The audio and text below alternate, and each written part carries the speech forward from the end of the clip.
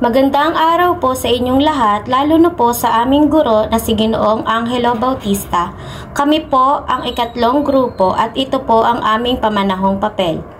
Epekto ng online classes sa pagkatuto ng mga estudyante sa TRIMEX Work Education Program ng kursong Industrial Engineering sa asignaturang Calculus 1. Po si Danilyn Pearl Umbao na kumukuha ng kursong Industrial Engineering at tatalakay sa una at ikalawang kabanata. Sa Herbert Anareta naman po na kumukuha ng BS in Industrial Engineering ang tatalakay sa ikatlong kabanata. Si Beverly Concepcion na kumukuha ng Human Resource Management ang tatalakay sa ikaapat na kabanata. At si April Lara Afante na kumukuha ng BSBA MM ang tatalakay sa panghuling kabanata. Unang kabanata, ang suliranin at kaligiran. Panimula. Ang paaralang TRIMEX Colleges ay isang institusyon na nagbibigay ng pribilehiyo sa lahat ng uri ng mag-aaral.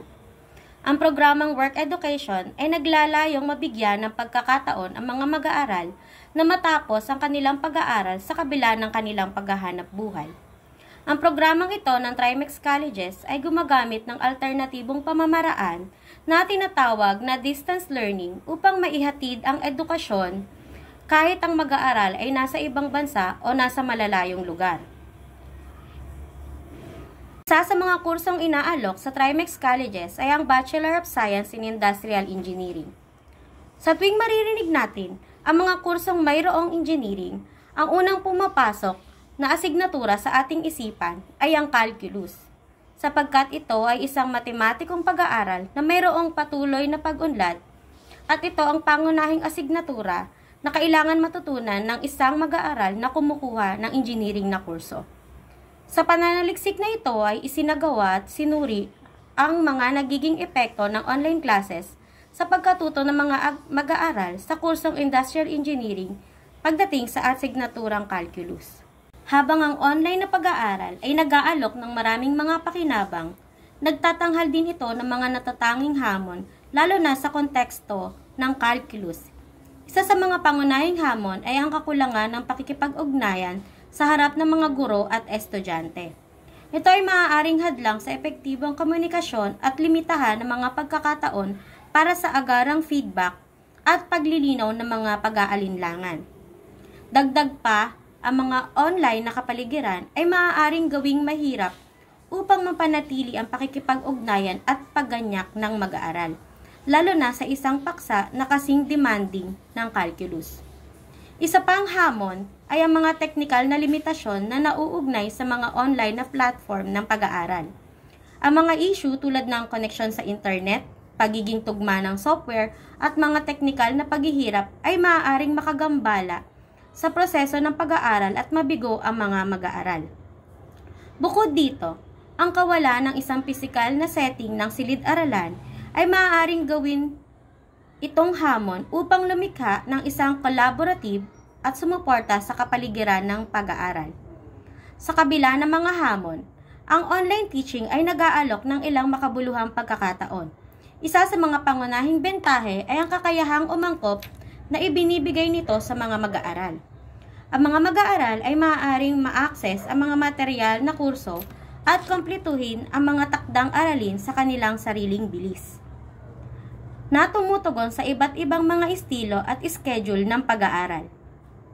Bukod dito, ang mga online na platform ng pag-aaral ay maaaring mag-alok ng isang malawak na hanay ng mga mapagkukunan tulad ng mga interactive na tutorial stimulation at mga panayam sa video upang mapahusay ang karanasan sa pag-aaral. Ang isa pang pagkakataon ay namamalagi sa potensyal para sa personalized na pag-aaral. Ang mga online platform ay maaaring gumamit ng data analytics upang subaybayan ang pag-unlad ng mag-aaral at matukoy ang mga lugar kung saan maaaring kailanganin nila ang karagdagang suporta. Pinapayagan nito ang mga tagapagturo na magbigay ng nakatarget na feedback at iakma ang kanilang pagtuturo sa mga individual na pangangailangan. Dagdag pa, ang mga online forum at discussion board ay maaaring magtaguyod ng isang pakiramdam ng komunidad sa mga mag-aaral na nagbibigay daan sa kanila upang makipagtulungan magbahagi ng mga ideya at humingi ng tulong sa mga kabarkada. Paglalahad ng layunin. Marami sa mga mag-aaral ang nahihirapang matuto ng epektibo at gumanap ng mahusay sa paaralan sa ilalim ng bagong paraan ng pag-aaral o online learning. Dagdag pa riyan, sa ganitong uri ng pag-aaral ay hindi maiiwasan na mahihirapang makatanggap ng mabisang pagtuturo at magkaroon ng problema sa pag-aaral ng mga mag-aaral. Bilang tugon, layunin ng pag-aaral na matukoy ang mga kaibahan na nararanasan ng bawat mag-aaral mula sa kursong Industrial Engineering na nasa ilalim ng Work Education Program ng TRIMEX Colleges. Naisagutin ng pag-aaral na ito ang mga sumusunod na katanungan. Una, ano ang profile ng mga kasangkot? Pangalan at ang taon nila sa kolehiyo. Pangalawang katanungan, paano nakakaapekto ang online class sa pagkatuto ng asignaturang calculus? Ilan ang bilang ng oras na kailangan nilang ilaan para sa pag-aaral? Ang mga kagamitang kanilang ginagamit at ang mga resulta sa kanilang mga pagsusulit. Tatlo, ano ang pangunahing hamon na kinaharap sa online classes na nakakaapekto sa kanilang pagkatuto para sa asignaturang calculus? Ika-apat, anong paraan ng pagtuturo ang pinaka-epektibo para sa mga mag-aaral na nagtatrabaho? Mga layunin sa pag-aaral.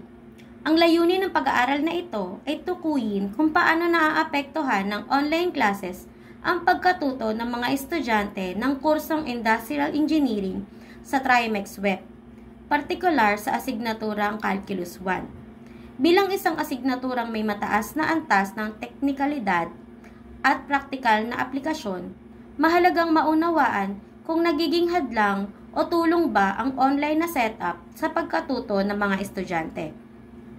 Ang resulta ng pag-aaral na ito ay maaaring magbigay ng mga rekomendasyon para sa pagpapaunlad ng online teaching strategies sa asignaturang tulad ng calculus upang masigurong epektibo at naaangkop ang pamamaraan sa mga pangangailangan ng mga estudyante sa larangan ng industrial engineering. Kahalagahan ng pag-aaral. Nilalayon ng pag-aaral na ito na makapagbigay ng impormasyon kung ano ang mga positibo at negatibong epekto ng online classes sa mga mag-aaral sa ilalim ng Work Education Program sa kursong Industrial Engineering para sa asignaturang Calculus 1. Sa makatuwid, ang mga magiging resulta nito ay maaaring maging kapaki-pakinabang sa mga sumusunod. Sa mangguguro, ang pananaliksik na ito ay makakatulong upang kanilang matukoy ang pinaka-epektibong pamamaraan ng mga mag-aaral sa pagkatuto.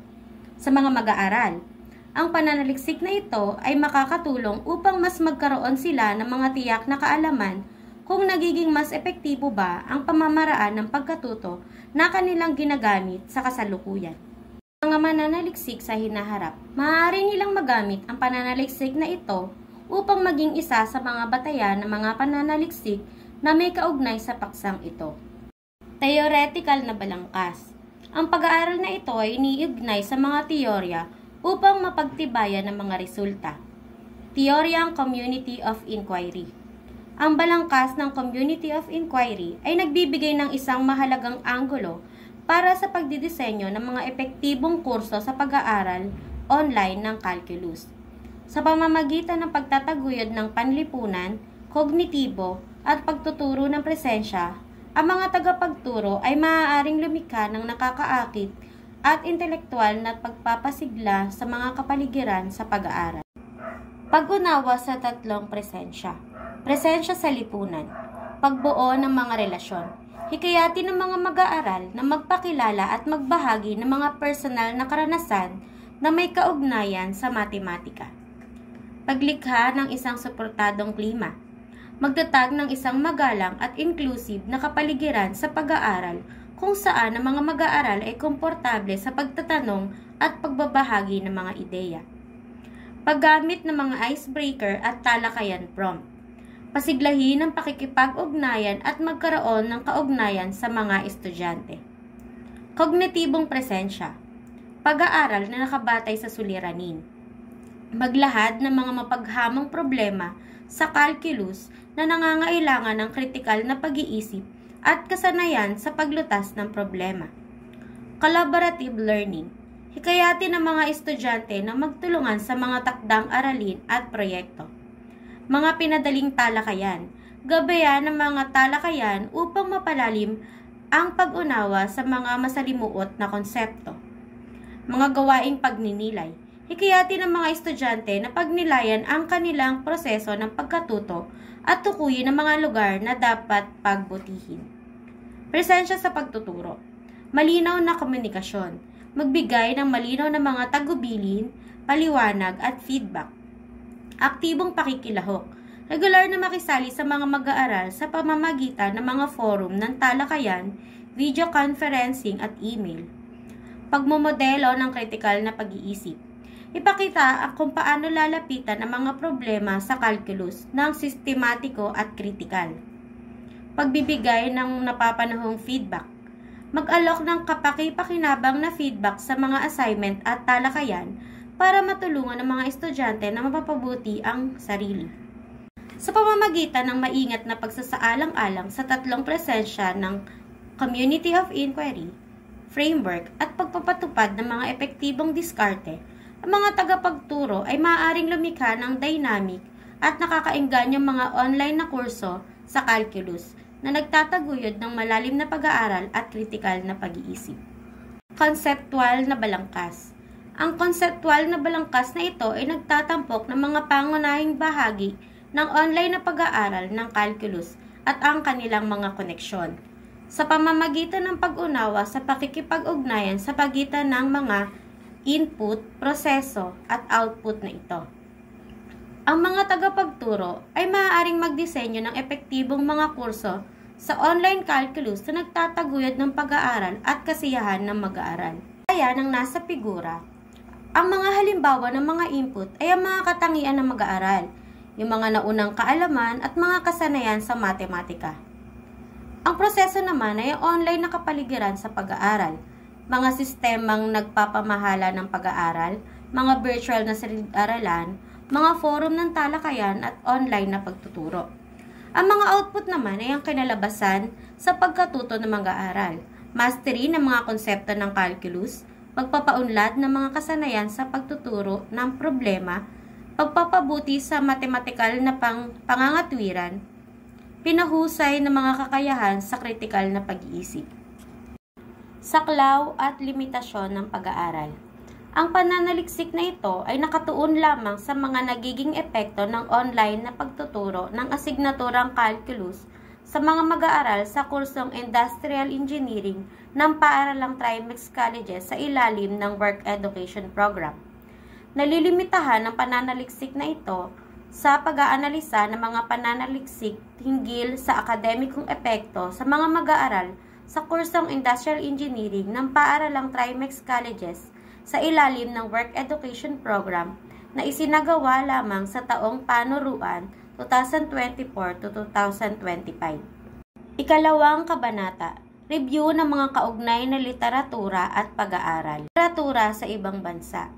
Ang pangdaigdigang pagdagsa ng online na edukasyon ay nagbukas ng mga bagong pagkakataon para sa mga tagapagturo sa buong mundo. Kabilang ang mga dalubhasa sa calculus. Ang paglipat na ito ay humantong sa isang kayamanan ng pananaliksik at pinakamahusay na kasanayan sa online na pagtuturo, partikular sa larangan ng matematika.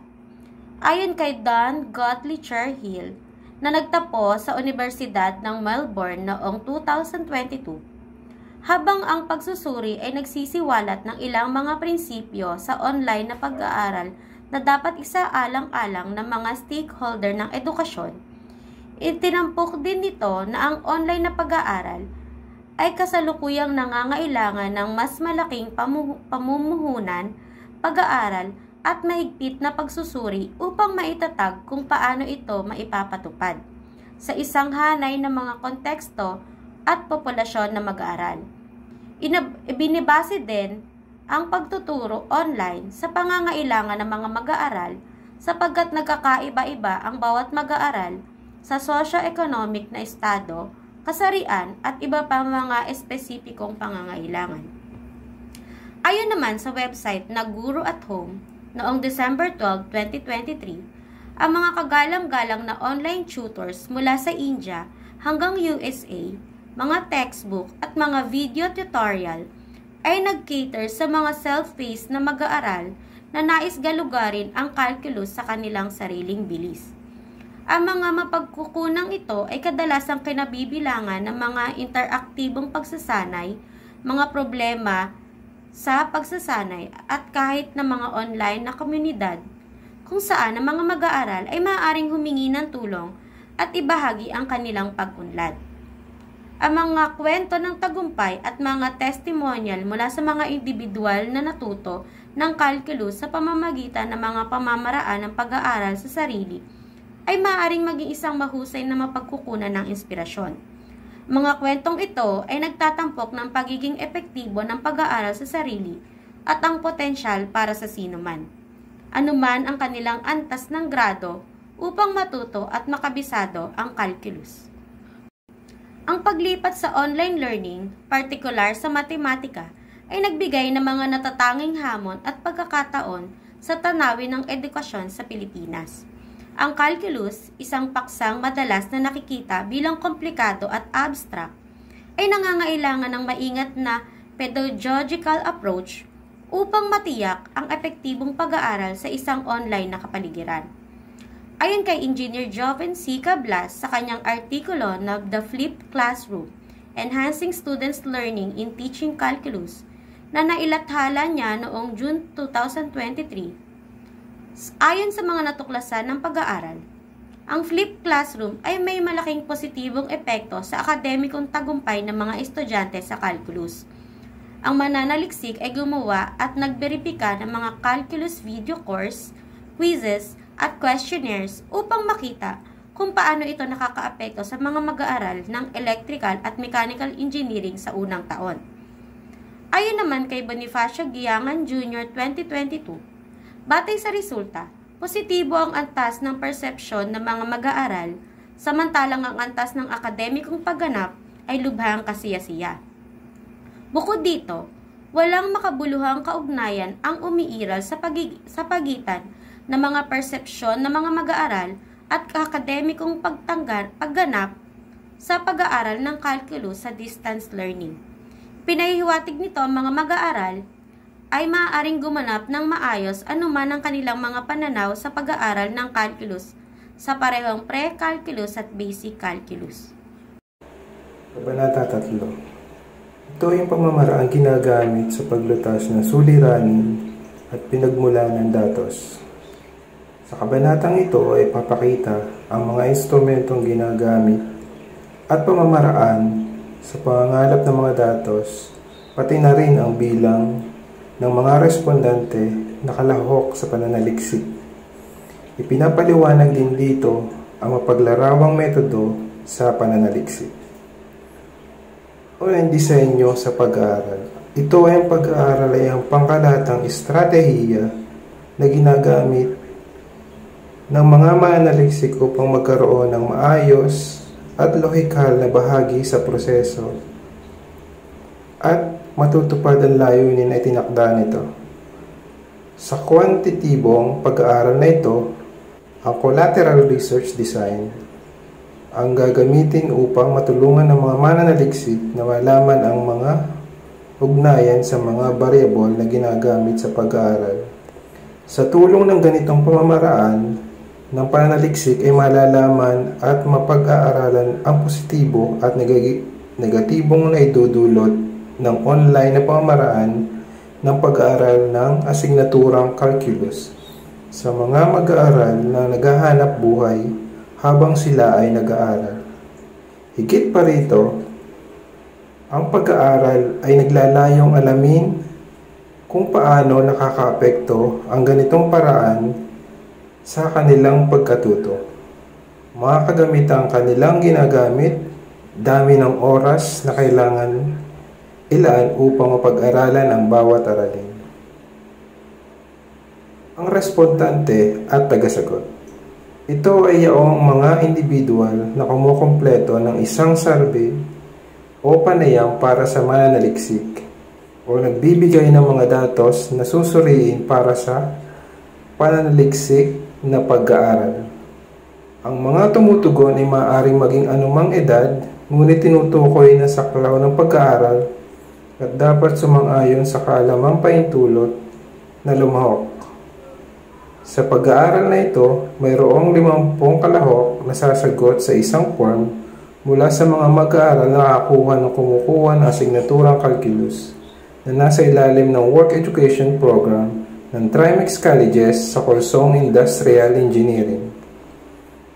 Para naman sa instrumento ng panaliksik, ito ay ang gagamitin na panaliksik na ito ay survey na questionnaire na isinasagawa sa pamamagitan ng pamimigay ng talatanungan sa mga respondente. Sa panaliksik na ito, upang makakuha ng mga datos ay ipapadala ang mga talatanungan sa paraan ng Google Forms sa pamamagitan ng email sapagkat ito ay pinakamabisa at ligtas na paraan upang mas mabilis na mga pangapangalap ng mga datos mula sa mga respondente at ang bawat impormasyong makakalap mula sa mga respondente ay magsisilbing panamantayan sa pag-aaral na ginawa ng mga mananaliksik.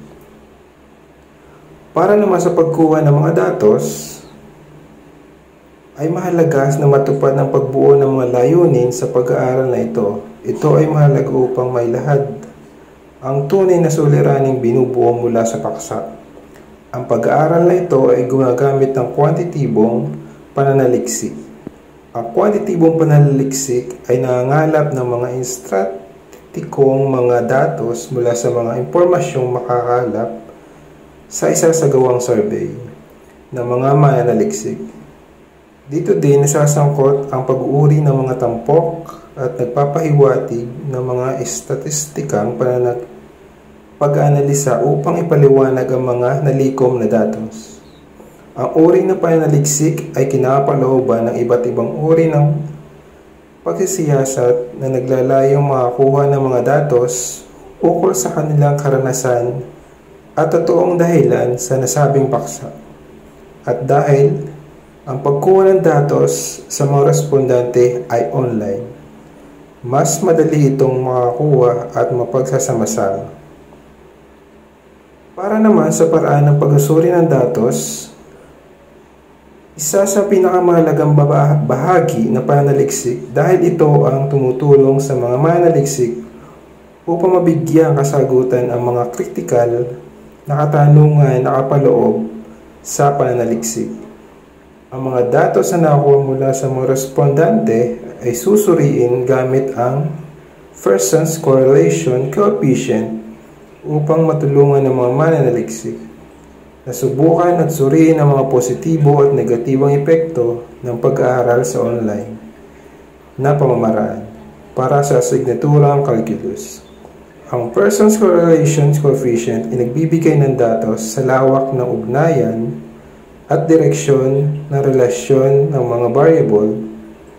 Ang coefficient na ugnayan ng Pearson's ay magagamit upang matukoy kung ang online class ba ay nagbibigay ng maganda at negatibong epekto sa pagkatuto ng isang mag-aaral sa asignaturang calculus. Ang bawat datos na nakalap ay papakita sa paraan ng talahanayan, figura at chart.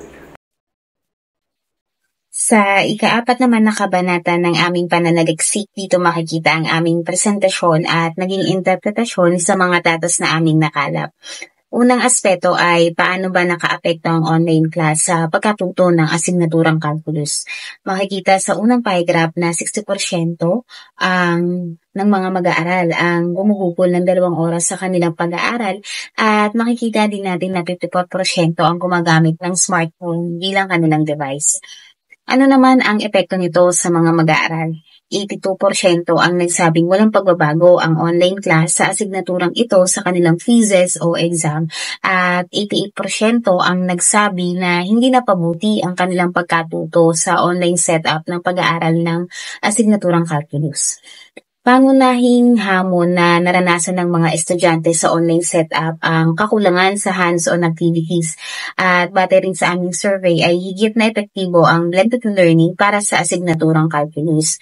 At batay rin sa kanila, malaking tulong ang paggamit ng mga online resources tulad ng panonood sa YouTube at pagre-research sa mga websites. Ano nga ba ang demograpikong katangian ng mga kalahok sa aming pananaliksik? Ang kabuuang 50 sagot ay nakuha. Lahat ay pinili sa pamamagitan ng non-probability sampling na ibinigay sa mga mag-aaral na kumukuha ng kursong Industrial Engineering sa TRIMEX colleges at ang resulta ng estatistika para sa kanilang katangian. Lahat ng respondente ay kasalukuyang kumukuha at nakakuha na ng asignaturang Calculus 1. Upang masukat ang naging epekto ng online classes sa mga mag-aaral na naghahanap buhay habang nag-aaral, isang 3-point Likert scale ang aming ginamit. Ayon sa nakalap ng mga mananaliksik, 82% o 41 sa 50 na respondente ang nagsasabing wala namang naging pagbabago ang resulta sa kanilang mga activity at quiz kahit na online classes ang pamamaraan sa pagtuturo. Ayon sa datos na 88% o 44 sa 50 na respondente ang nagsabing hindi nakatulong sa kanilang pagkatuto ang online classes. Ang kakulangan sa hands-on na aktibidad, problema sa connection sa internet at hirap sa pag-focus o konsentrasyon ang pinakamataas na hamon na kanilang naranasan sa online setup. Ang antas ng nahihirapan matuto sa online setup ay 52% o 26 sa 50 na respondente at 54% naman o 27 sa 50 na respondente ang nagsasabing mas nais nila na magkaroon ng blended learning o kombinasyon ng tradisyonal at online classes ang pagtuturo ng asignaturang calculus. Kabanata 5. Lagong konklusyon at rekomendasyon. Ang kabanatang ito ay naglalaman ng binalangkas na lagong konklusyon mula sa datos na nakuha sa survey at ang rekomendasyon ng mga mananaliksik ukol sa suliranin base sa impormasyon na nakalap. Ang layunin na isinagawang pag-aaral ay ikumpara at alamin ang akademikong pagganap ng mga mag-aaral sa kursong Industrial Engineering mula sa TRIMEX colleges para sa asignaturang Calculus 1. Gamit ang online setup, tinalakay din sa pag-aaral na ito ang ebalwasyon ng online na edukasyon sa mga mag-aaral na nagtatrabaho. Ang mga mananaliksik ay nagsagawa ng deskriptibong survey upang makalap ang mga datos na hahaguan ng resulta at interpretasyon upang makamit ang layunin ng pananaliksik. Gumamit ang mga mananaliksik ng online survey sa pamamagitan ng Google Forms at hiniling ang partisipasyon mula sa mga respondente.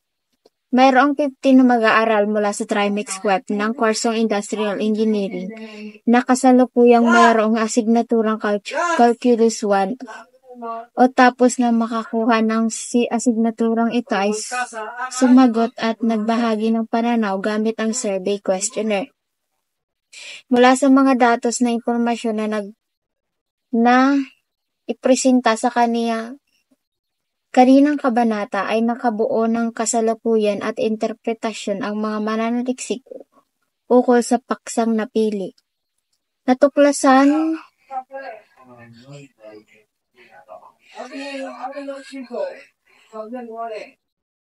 Natuklasan na klase at online setup kumpara sa online setup lamang para sa mga mag-aaral ng TRIMEX web ng kursong Industrial Engineering.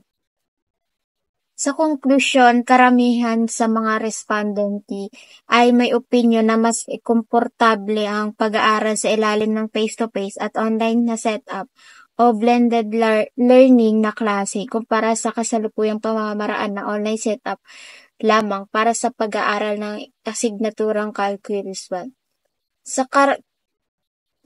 Sa kanilang pananaw ay higit na mas nakakagalak din ang pagkatuto sa tradisyonal na klase kung kaya't mas malaking partisipasyon at pagganap kaysa sa makabagong paraan ng pag-aaral o online klase. Nangangahulugan lamang ito na para sa mga mag-aaral ng TRIMEX WET ay maraming mga negatibong epekto at kinakaharap na suliranin ang pag-aaral ng asignaturang Calculus 1. Kapag ito ay tinuturo sa online na setup sapagkat nagiging mas mahirap na makapagbigay ng feedback o mga katanungan sa mga bagay na hindi malinaw kapag online setup tinuturo ang asignaturang ito. Madaming hamon din ang kinakaharap ng mga respondente sa online setup na pag-aaral ng asignaturang ito gaya ng mahinang connection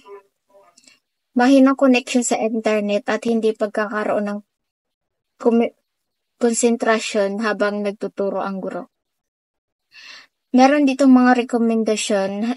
Number 1, nawa ay mas mapagtuunan ng pansin ang mga naging negatibong epekto ng online learning sa asignaturang calculus at bigyan ng kasalukuyang solusyon para mapag-usayan ng mga mag-aaral ang kanilang pag-aaral dito. Number 2, nagmungkahi ng mga mas epektibong pamaraan upang mas mapaunlad ang kamalayan o kaalaman ng mga mag-aaral sa pag-aaral ng asignaturang teknikal kagaya ng calculus. Number 3, bigyan din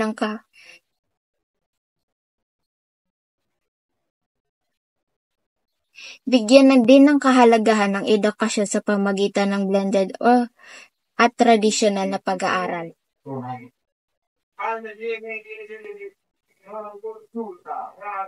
Number 5, ikonsidera ang devices na ginagamit ng mga estudyante sa pagpapa-online ng pagturo ng mga guro para walang mapag-iwanan sa klase. Number 6, bigyan pansin ang aktibong pakikipag-ugnayan ng guro sa bawat estudyante at kung ano ang kakulangan o anong dahilan kung bakit hindi sila nakakasabay sa talakayan para sa pagpapahusay ng pag-unawa ng bawat isa sa klase.